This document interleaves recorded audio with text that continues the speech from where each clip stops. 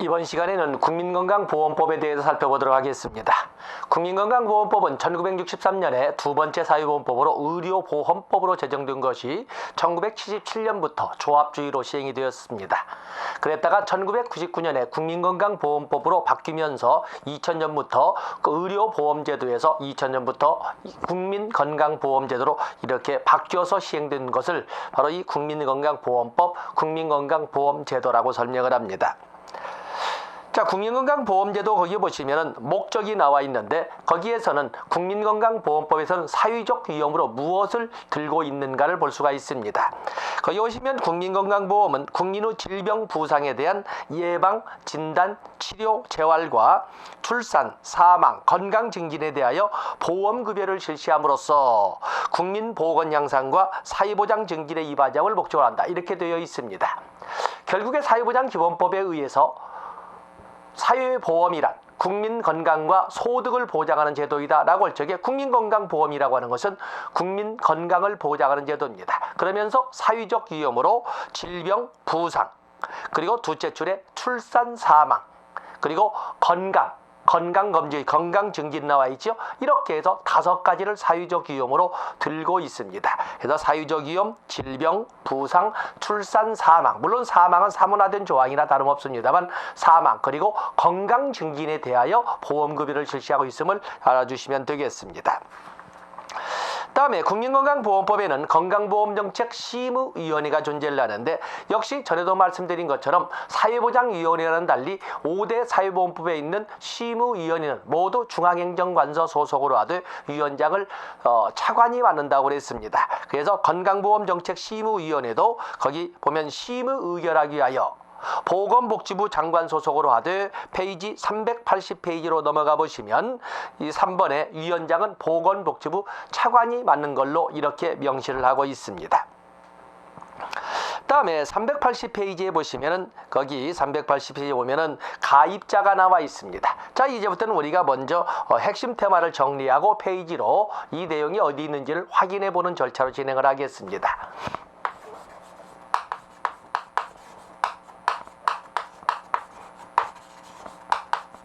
자, 이 국민건강보험 먼저 누구를 대상으로 정책적으로 접근해서 법제로로 확인을 하겠습니다만 누구를 대상으로 하는가라고 할 적에 원칙 자체가 국내에 거주하는 국민을 원칙으로 하고 있습니다. 국내에 거주하는 국민. 그러나 원칙이 있다는 것은 국내에 거주하는 국민임에도 불구하고 예외가 있죠. 국내에 거주하는 국민임에도 불구하고 예외가 존재를 합니다. 예. 그래서 국내에 거주하는 국민으로서 공무원, 또 군인, 뭐 이런 식으로 해서 우리가 전에 국민건강보험에서 보면 국민연금처럼 이렇게 쉽게 생각하기 좋은데 그러지 않습니다. 왜냐하면 이 우리가 나오는 국민건강보험은 통합주의로 운영하기 때문에 이제는 국민연금처럼 불리하지 않습니다. 그래서 국민건강보험에는 예외도 있으나 그렇게 예외로 설정하는 것이 아니라 거기 있는 것처럼 다른 타법 적용을 받는 사람, 의료보험법이 의료급여법으로 바뀌었기 때문에 의료급여법에 적용을 받는 수급자, 또 그런가 하면 유공자 등에 관한 법에 따른 의료보호 대상자, 이런 것처럼 다른 법에 적용을 받는 사람들은 예외로 하지만 원칙적으로 국내에 거주하는 국민이라면 누구나 그렇기 때문에 가입자를 보면은 가입자에는 직장가입자와 피부양자, 직장가입자와 그의 피부양자, 그리고 지역가입자 이렇게 둘로 되어 있고 피부양자는 직장가입자의 가족을 말합니다. 그 때문에 이 가입자 국내에 거주하는 국민은 누구나 직장가입자가 되든지 피부양자가 되고 직장가입자의 가족으로서 보험료를 낼 수 있는 보수나 소득이 없는 사람들은 피부양자로 불리웁니다. 이 직장가입자는 여기는 직장가입자는 공무원도 또 교직원도 또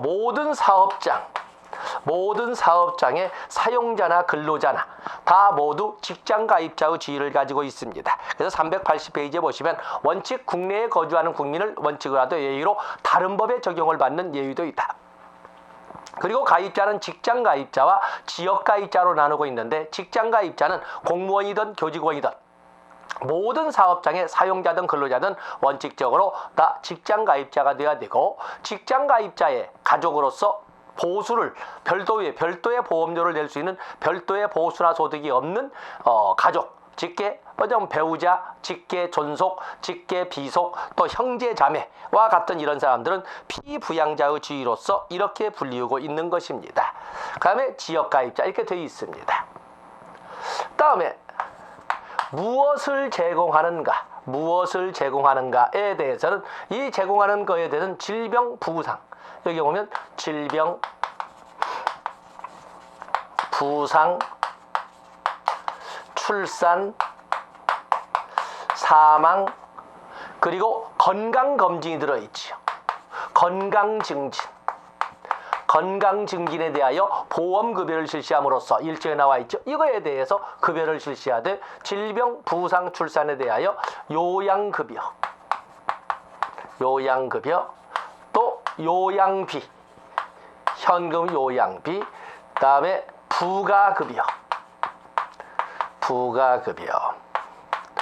또 그런가 하면은 장애인 보장구 급여,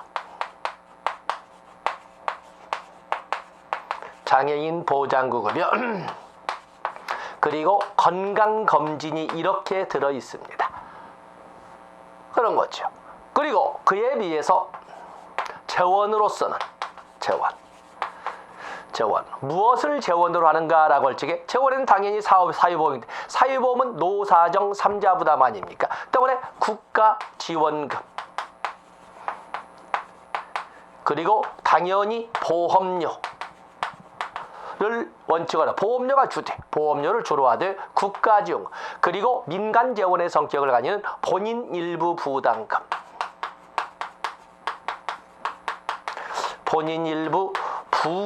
이렇게 세 개의 명목으로 재원이 조성이 됩니다.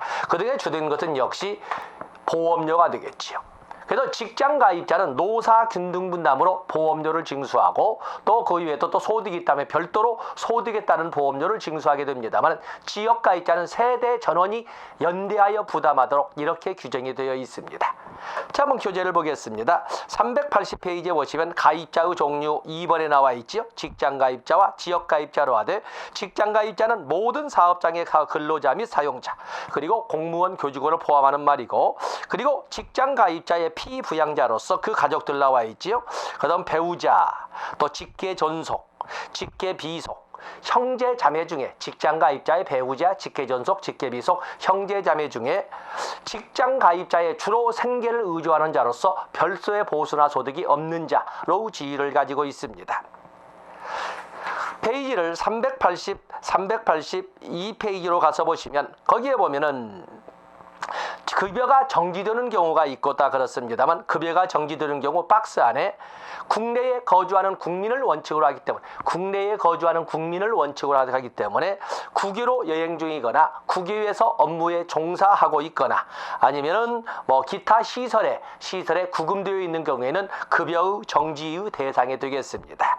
자, 보시고 다음에 383페이지에 보시면은 이 딜리버리 판서지 않았으면은 이 전달 업무를 누가 받는가라고 할 적에 거기는 국민건강보험공단이 맡고 있습니다. 그래서 국민건강보험공단 1번, 2번, 3번 정도 건강보험의 보험자는 국민건강보험공단을 한다. 건강보험뿐만 아니라 모든 우리나라 의료보장에 유일무이한 단일 보험자는 건보공단이 되겠습니다. 왜냐하면 우리는 1977년에 의료보장이 시작되면서 조합주의로 운영이 되었습니다만 98년도부터 부분 도입되던 것이 2000년에 전면 도입됨으로써 통합주의로 운영되고 있거든요. 통합주의로 인하여 단일 보험자주의, 그래서 우리나라의 의료보장에 유일무이한 보험자는 건보공단 하나만 있습니다.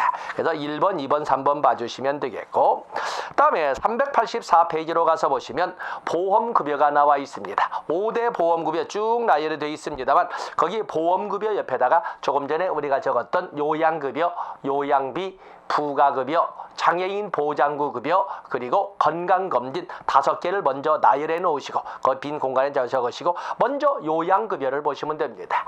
여기 나오는 이 요양급여라고 하는 것은 이것은 현물급여지. 현물급여. 그래서 질병, 부상, 출산 등에 대하여 지급하는 현물급여를 말하는데 조심할 것이 있습니다. 이 요양급여는 건강보험에만 있는 것이 아니라 산재보험에 되기 때문에 산재보험과 건강보험의 요양급여의 차이는 산재보험에는 예방이 없고 간병이 있으나 이 건강보험에는 건강보험의 요양급여에는 예방이 있다는 거지요. 예방이 있다는 것입니다. 그러나 간병은 없습니다. 자, 이렇게 구별해 주시고, 자, 거기 보시면은 385페이지 요양기관이 있습니다.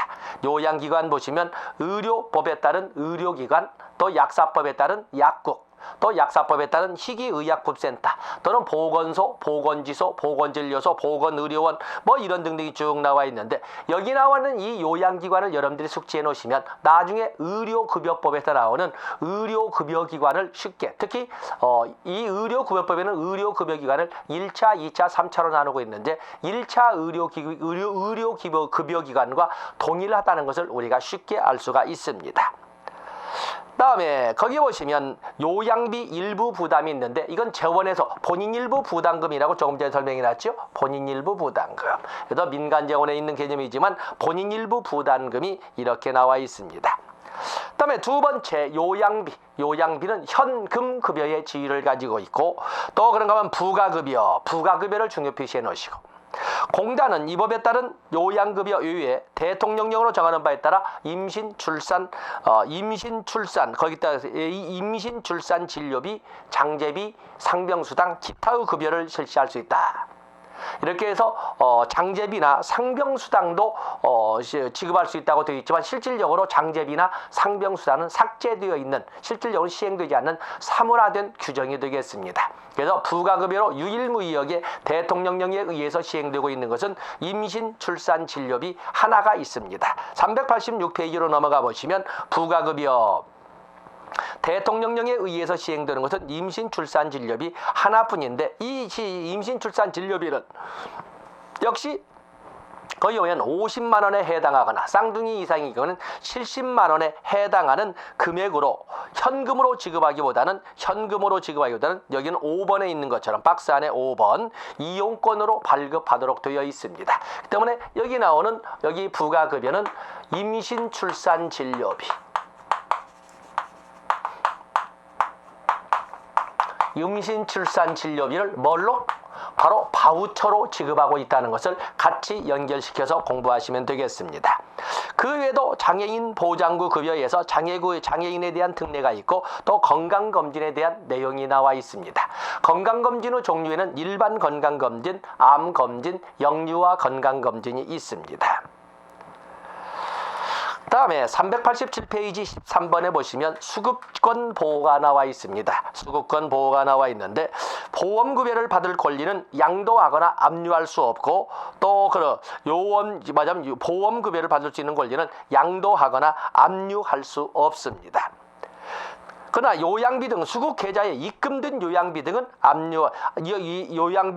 압류할 수 없다. 역시 또 요양비를 따로 이렇게 별도로 규정을 해놨습니다. 그래서 당연히 이것도 국민건강보험에 나오는 수급권도 일신 전속권임을 알 수가 있습니다. 우리가 보더라도 나 애 낳는데 네가 당신 내 애 낳을 수 있는 이걸 압류해서 네가 가서 대신 애를 낳거나 이럴 수 없는 거 아니겠습니까? 그래서 일신 전속권 더 양도하거나 압류할 수 없다라는 것을 보시고 또 비도 마찬가지로 시험 볼 때는 가장 밑에 줄 요양비 등 수급 계좌에 입금된 요양비 등 이것도 역시 마찬가지로 어찌 압류할 수 없다고 되어 있습니다. 어찌 보면은 국민연금에 나온 것처럼 150만 원을 넘는 금액에 대해서는 압류할 것 같은데 현금으로 나온 요양비와 같은 현금급여 아닙니까?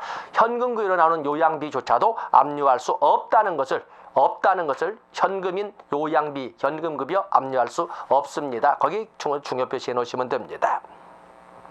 다음에 건강보험 심사평가원이 388페이지에 나와 있습니다. 건강보험 심사평가원, 보통 심평원이라고 하는데 이 심평원 미리 말씀드리지만 이것은 건강보험공단과는 분리된 독립된 기관입니다.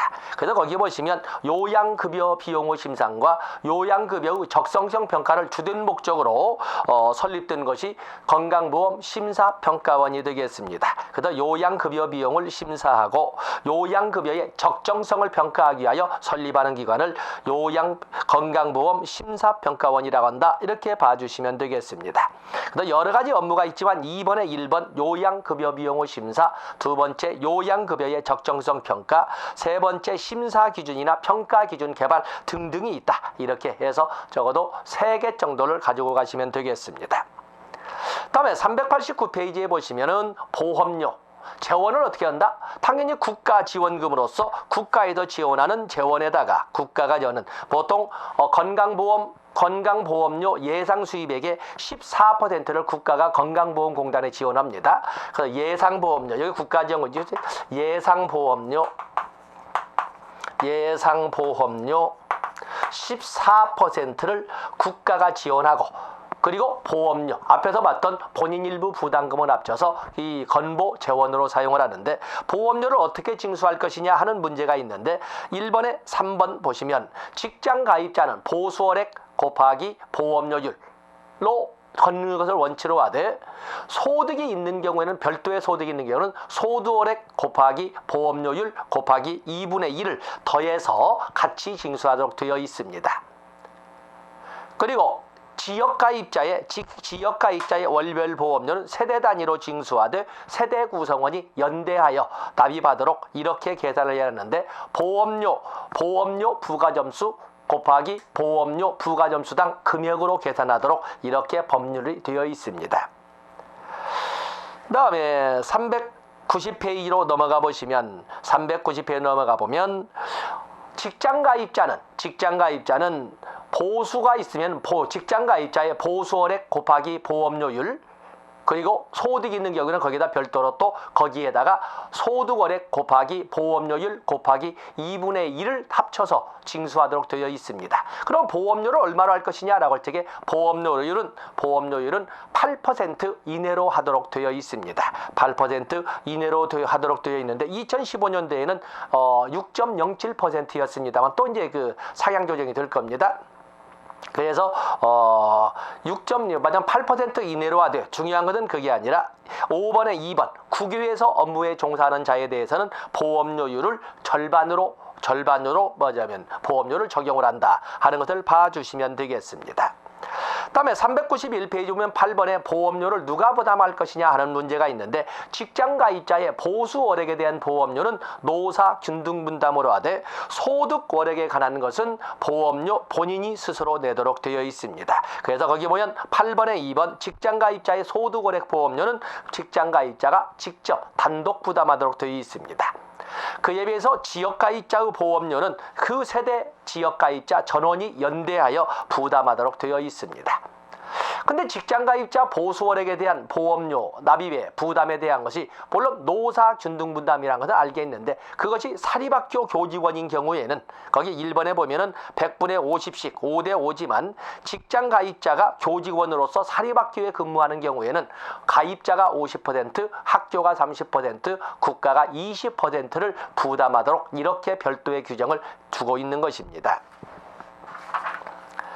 다음에 392페이지로 넘어가 보시면 거기 권리구제에 관한 내용이 나와 있습니다.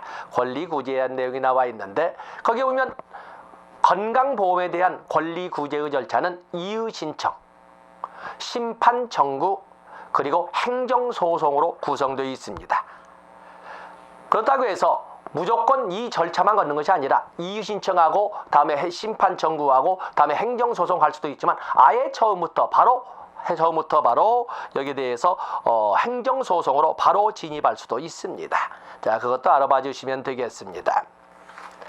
다음에 393페이지 보면 8번에 3번 보면 보험 재정에 대한 정부 재원 아까 말씀드린 것처럼 예상되는 건강보험료 금액에 예상되는 건강보험료에다가 건강보험료의 14%를 국가가 공단에 지원하도록 되어 있습니다. 국가는 매년 예산의 범위 내에서 해당 연도 보험료 예상 수입액의 14% 금액을 국고에서 공단에 지원한다 해서 14% 지원율이 나와 있습니다. 다음에 외국인에 대한 특례도 있다는 걸 봐주시고, 자, 그래서 우리가 보면은 건강보험에 대해서는, 건강보험법에 대해서는 그런 정도 가지고 가시면 부담 없이 문제에 접근할 수가 있겠습니다. 자, 이번에는 394페이지에 보시면, 394페이지에 보면 고용보험이 나와 있습니다. 고용보험이라고 하는 것은 1993년에 고용보험법이 제정되고 1995년부터 시행이 되었습니다. 고용보험법. 이 고용보험법에서는 여러분들이 특히 명심하고 있을 것이 바로 394페이지에서는 정의가 되겠습니다. 정의. 그래서 정의, 이직이란 무엇이냐? 이직, 단순히 직장을 떠난 것을 이직이라고 하지 않고 사용자와 피보험자와 사업주 사이에 고용관계가 마감된 것을 이직이라고 한다는 것을 명확히 법률적 관계가 법률적 고용관계가 끝나게 되는 것을 이직이라고 합니다. 다음에 실업이라는 것도 여러분들 보셔야 되는데 단순히 일자리가 없는 것을 실업이라고 하지 않습니다. 빈 단서가 근로의 의사와 근로의 능력을 가지고 있는 자로서 일자리를 취업하지 못한 상태에 있는 자를 취업하지 못한 상태에 있는 것을 실업이라고 합니다. 그에 비해서 실업의 인정도 꼭 여러분들이 가지고 가셔야 되는데, 실업의 인정이라고 하는 것은 단순히 일자리가 없는 거, 취업하지 못한 상태에서 인정받는 것이 아니고 실업 상태에서 열심히 구직 노력을 하고 있다는 것을 직업안정의 기관의 장으로부터 인정받는 것을 실업의 인정이라고 합니다. 적어도 세 개의 용어에 대해서는 반드시 구별해서 중요표시하시고 가지고 가셔야 됩니다. 다음에 2번에 1번 보험의 관장, 당연히 산재보험과 그리고 이 고용보험은 고용노동부 장관이 관장을 합니다. 다음에 395페이지에 보시면 고용보험사업, 국고부담, 또 보험료 이게 나와 있는데, 자, 여기도 우리가 건강보험처럼 한번 정리해 놓고 페이지를 넘겨보도록 하겠습니다.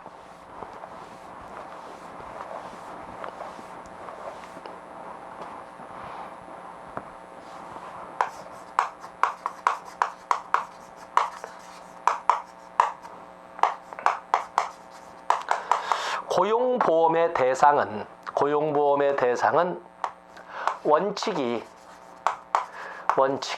근로자를 사용하는 모든 사업이나 사업장으로 이렇게 규정을 하고 있습니다. 당연히 원칙이기 때문에 예외도 있죠. 예외. 농업이나 어업이나 임업이나 이런 1차 산업에 관련된 것서 법인이 아닌 자가 운영하는 자로서 그 산업에 대해서는 5인 이하의 근로자를 사용하는 경우에는 고용보험법에 적용을 받지 않는다 등등등. 그래서 예외가 있습니다. 당연히 고용보험의 가입은 사업주와 근로자 모두가 가입 대상이 되겠습니다. 사업주와 근로자. 그다음에 고용보험에 대해서는 고용보험은 고용보험 급여라고 하지 않고 고용보험 사업이라고 합니다. 고용보험 사업이라고 하는데, 그 이유는 본래 고용보험을 부르는 사람들의 용어는 실업보험이었습니다. 실업보험과 고용보험은 어떤 차이가 있을까? 실업보험은 사후적, 실직 근로자에 대한 사후적, 소극적 구제의 개념이 있었는데, 여기는 뭐가 들어있냐면 고용안정,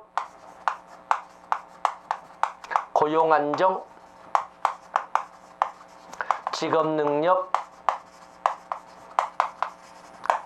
개발 사업이 들어 있습니다. 이것은 고용노동부 장관이 주체가 되어서 이끌어가는 사전적,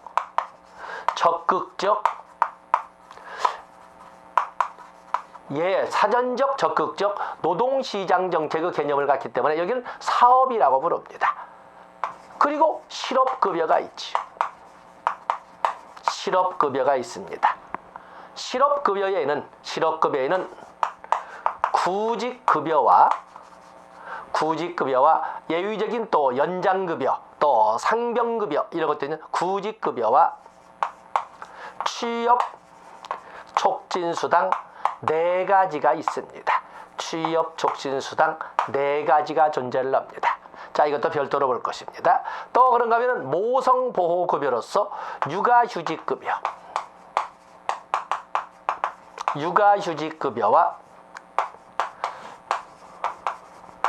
출산 전후 휴가급여 이 4가지가 모두 존재를 합니다. 다음에 재원에 대해서는 뒤에 또 설명하기로 하는데 바로 395페이지에 오면 고용보험사업 4가지 고용안정 직업능력개발사업 고용안정 직업능력개발사업은 사전적 적극적 노동시장 정책을 말하는 것이고 다음에 실업급여 육아휴직급여 또 출산 전후 휴가급여는 합쳐서 사후적 소극적 사회보장 정책이라 이렇게 설명할 수가 있습니다. 당연히 고용보험도 사회보험의 일환이기 때문에 당연히 사회보험이라는으로서 노사정 3자 부담으로 국가 지원이 존재를 합니다. 그래도 주된 재원은 보험료가 주된 재원인데 고용보험 사업은 4가지지만 보험료로 징수하는 것은 2가지만 징수를 하는데 중요한 것이 있습니다.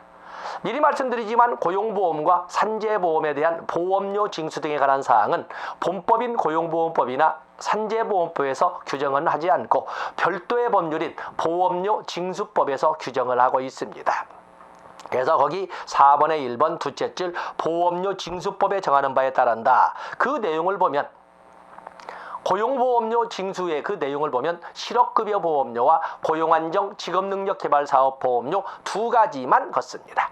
실업급여 보험료는 노사균등분담으로 해서 노사균분으로 징수를 하되 그것은 실업급여 비용뿐만 아니라 육아휴직급여, 출산 전후 휴가급여 비용으로도 같이 쓰도록 규정을 하고 있습니다. 그에 비해서 고용안정 직업능력개발사업 보험료 박스 아래에 있지요. 고용안정 직업능력개발사업 보험료는 사업주가 단독 부담하되 자체 비용으로만 쓸 수 있도록 이렇게 규정을 하고 있습니다. 그래서 실업급여 보험료는 노사균등분담이다. 고용안정 직업능력개발사업료는 사업주 단독 부담이라는 것을 꼭 명심하셔야 됩니다. 다음에 396페이지 5대 사회보험에 모두 존재하는 심의위원회가 있는데 여기는 고용보험위원회라고 하고 역시 중앙행정기관인 고용노동부의 소대 그 장관은 차관이 고용노동부 차관이 맡고 있습니다. 고용노동부 자 2번의 2번 위원회의 위원장은 고용노동부 차관이 된다 말씀드리고 있죠. 다음에 그 아래 보면 4번의 1번 원칙 고용보험이나 산재보험의 적용 원칙은 근로자를 사용하는 모든 사업이나 사업장을 적용의 원칙으로 하지만 예외도 있다는 것을 쭉 봐주시되 특히 397페이지 적용 제외가 되는 근로자 원칙적으로 65세가 넘으면 적용 제외가 됩니다만은 65세가 넘는다고 해서 무조건 적용 제외가 되는 건 아니고 그 가로 안에가 중요합니다. 65세가 된다고 해서 무조건 제외되는 건 아니고 고용안정 직업능력 개발 사업에 대해서는 65세가 넘어도 고용보험법에 적용을 받는다. 그렇기 때문에 65세가 넘어도 고용보험법에 적용을 받을 수 있다. 이게 맞는 말이 되겠습니다. 다음에 3번에 보시면 보험관계 성립소멸. 이건 고용보험이나 산재보험이나 동일한 내용이 되겠습니다만은 고용보험이나 산재보험에서 보험관계의 성립소멸에 관한 내용도 본법에서는 규정하지 않고 그 상세한 내용은 보험료 징수법에서 별도로 규정하고 있다는 것을 알아주시면 되겠습니다. 398페이지에 보시면은 6번에 고용안정 직업능력개발사업 보험 고용안정 직업능력개발사업이 쭉 나와 있는데 거기 보면 1번부터 해서 많은 법률이 쭉 진행이 되어 있습니다. 거기에 보면은 고용안정 직업능력개발사업의 주체는 모두 고용노동부 장관이 되어 있고 399페이지 고용안정사업 7가지 그리고 직업능력개발사업 7가지를 쭉 정리를 했습니다. 399페이지 보시면은 거기 고용안정 사업의 내용을 보면 고용창출, 고용조정, 지역고용, 고용촉진, 건설근로자, 고용안정, 고용안정 및 취업, 고용촉진 전부 고용안정 사업의 내용에는 고용이란 단어를 붙이고 있습니다. 당연히 주체는 고용노동부 장관입니다. 그에 비해서 직업능력개발사업부에 보면은 거기 사업주에 대한 직업능력개발 페이지 400으로 넘어가 보시면 피보험자 등에 대한 직업능력개발 모두 직업능력개발이 5개가 되어 있습니다. 그런데 6번에 보시면 고용정보 제공 및 고용정보 제공 및 고용지원 기반 구축 고용이란 말이 들어있는 것이 6번에 있는데 그것은 언뜻 보면은 고용안정사업 아니냐라고 할 것 같은데 고용안정사업이 아니라 직업능력개발사업의 내용이라는 거 반드시 숙지하시고 중요 표시해 놓으셔야 됩니다. 그래서 고용정보 제공 및 고용지원 기반 구축 그리고 지방자치단체에 대한 지원 이 2가지는 별도로 암기해서 이것은 직업능력개발사업의 내용이다라고 숙지를 해 놓으셔야 됩니다. 다음에 실업급여는 구직급여와 취업촉진수단으로 구성되어 있는데 401페이지 그림을 그려놓은 것처럼 구직급여는 별도라도 취업촉진수당은 4가지 조기 재취업수당, 직업능력개발수당, 광역구직활동비, 이주비로 이렇게 구성이 되어 있습니다. 그래서 여기 보시면 거기 실업급여에서 구직급여 그림으로 밑에 400페이지에 글로도 적어놨습니다만 401페이지 실업급여의 그림으로도 여러분들이 꼭 암기를 해주시고 자 자세히 이제는 구직급여를 보시면 401페이지 구직급여의 내용을 보시면 거기 구직급여를 수급하기 위한 수급 조건이 있습니다. 구직급여는 아무나 직장을 다니다 그만두었다 해서 다니는 것이 아니고 마지막 이직일 이전 18개월간 이걸 기준기간이라고 하는데 마지막 이직일 이전 18개월 중 피보험 가입 기간, 피보험 단위 기간이 통산 180일 이상이어야 구직급여의 수급 대상자가 될 수가 있습니다. 다른 조건도 있지만 18개월 중 180일 꼭 암기를 해주셔야 됩니다. 그리고 402페이지로 가서 보시면 실업의 인정 거기 보면 실업 구직급여라고 하는 것은 구직급여는 실업의 인정을 받은 날에 대해서 지급을 하는데 4번에 1번 구직급여는 수급 자격자가 실업한 상태에 있는 날 중에 직업안정기관의 장으로부터 실업의 인정을 받은 날에 대해서만 지급을 합니다. 실업의 인정을 받은 날에 대해서만 지급을 한다는 것을 꼭 알아주셔야 됩니다. 그렇죠? 그렇게 되어 있고 다음에 403페이지에 보시면 403페이지 6번에 3번 구직급여는 6번에 3번 구직급여의 수급자격과 관련된 이직일 다음 날부터 계산하여 12개월 내 이직일 다음 날로부터 12개월 내에서만 지급이 되되 지급되는 날수는 법으로 정해진 소정급여 일수만큼만 지급이 됩니다. 급여 일수는 거기 보면 실업의 신고일로부터 7일간은 대기기간 거기 중요 표시하시고 실업의 신고일로부터 7일간은 대기기간이라고 해서 지급하지 않고 지급되는 것은 실업의 인정을 받은 날 말하자면 대기기간 7일이 지난 날로부터 법으로 정해진 소정급여일수 90일에서 240일로 되어 있습니다. 그 사이에만 지급이 되도록 되어 있습니다. 그리고 피보험 거기 오면 소정급여 일수를 결정하는 2개의 기준은 피보험기간과 이직일 당시의 연령으로 설명을 하고 있습니다. 그런데 구직급여, 소정급여 일수만큼 지급하는 구직급여 외에 예외로서는 연장급여가 있고 400페이지 상병급여도 있다는 것. 그래서 소정급여 일수만큼만 지급하는 것이 원칙이지만 예외로 연장급여와 그리고 상병급여도 있다는 걸 봐주시면 됩니다. 다음에 404페이지, 405페이지는 취업촉진수당 4가지 반드시 숙지해 주셔야 되겠습니다. 다음에 406페이지로 넘어가 보시면 구직급여는 실직 근로자에 대해서 제공되는 사후적, 소극적, 사회보장 시스템으로 만들어진 건데 요즘 경기가 아주 어렵다 보니까 그래서 새로 들어간 것이 406페이지 자영업자인 피보험자에 대해서도 실업급여 적용에 특례를 두고 있습니다. 실직 근로자가 구직급여를 받기 위해서는 마지막 이직일 이전 18개월 중에 180일 이상의 피보험 기간이 있어야 되는데 이 만약에 자영업자가 실업급여 특례에 적용을 하려면은 폐업일 이전 2년 중에 1년 이상의 폐업일 이전 2년 중에 적어도 1년 이상 24개월 중 피보험 단위 기간이 1년 이상이어야 합니다. 406페이지 10번에 2번에 나와 있지 구직급여의 수급 조건이 나와 있습니다. 그래서 실업급여와 똑같이 적용을 하되 실업급여처럼 똑같이 37주에 따른다 하는 것처럼 구직급여를 다 적용을 하고, 그러나 연장급여는 적용하지 않습니다. 연장급여는 자격증하자. 또 취업촉진수당에서 조기 재취업수당은 적용하지 않습니다. 그래서 실질적으로 실직자의 구직급여와 자영업자의 실업급여 특례는 대동소이하지만 자영업자에게 적용되지 않는 것은 연장급여, 그리고 취업촉진수당의 조기 재취업수당은 적용되지 않는다는 것을 꼭 알고 있어야 됩니다. 다음에 407페이지 육아휴직급여, 그리고 409페이지 출산 전후 휴가급여가 있습니다.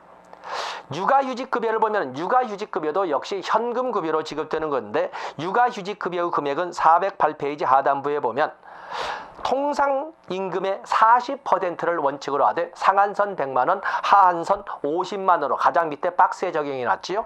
그래서 고용보험법 시행령에 의해서 현금급여 통상임금 40%를 원칙으로 하되 상한선 100, 하한선 50만원으로 한다는 것을 알아주시면 되겠습니다. 그런가 하면 일과 육아를 같이 병행할 수 있는 시스템으로 새로이 만든 것이 육아기 근로시간 단축급여도 있다는 것을 409페이지 체크해 놓으시면 됩니다. 다음에 출산 전후 휴가급여, 이것도 역시 마찬가지로 출산 전후 휴가급여도 똑같이 구직급여나 구직급여, 육아휴직급여, 출산 전후 휴가급여 똑같이 기본 조건은 적어도 118개월 중 적어도 180일 이상의 피보험 기간이, 피보험 단위 기간이 증명될 수 있는 사람의 주대 모두 현금 급여입니다. 원칙으로 보면은 410페이지로 넘어가 보시면 고용보험의 상하한액이 있는데, 출산 전후 휴가급여는 3개월 90일을 기준으로 할 적에 405만 원을 상한선으로, 한 달에 135만 원을 원칙으로 하는 현금 급여가 되겠습니다. 다음에 411페이지에 보시면 재심사 청구가 있는데, 전에 말씀드린 것처럼 국민연금, 고용보험, 산재보험의 권리 구제의 방법은 심사 청구와 재심사 청구로 절차가 되어 있다, 이렇게 설명을 했습니다. 자, 여기 보면은 심사 청구는, 여기는 어떠한 업무를, 고용노동부 장관의 업무를 위탁받은 기관이 없기 때문에 여기는 심사 청구는 1번에 13번에 1번에 1번 내제출, 이의가 있는 자는 심사관에게, 즉 밑에 있는 고용보험 심사관에게, 그 결정에 이의가 있는 자는 다섯째 줄 심사위원회, 다시 말해서 고용보험 심사위원회에 재심사를 청구할 수 있다. 절차는 심사 청구와 재심사 청구로 하되 무슨 공단이라는 것이 없기 때문에 여기는 고용보험 심사관에게 고용보험 심사관에게 심사 청구를 하고, 그 결정에도 이의가 있을 적에는 고용보험 심사위원회에 재심사 청구할 수 있다라는 그 조항을 가지고 밑에를 참고 자료로 정리하시면 되겠습니다. 자, 이렇게 해서 이번 시간에는 고용보험, 소위 건강보험과 고용보험 두 가지를 정리한 걸로 하고, 다음 시간에 산재보험과 노인장기요양보험에 대해서 살펴보도록 하겠습니다. 고맙습니다.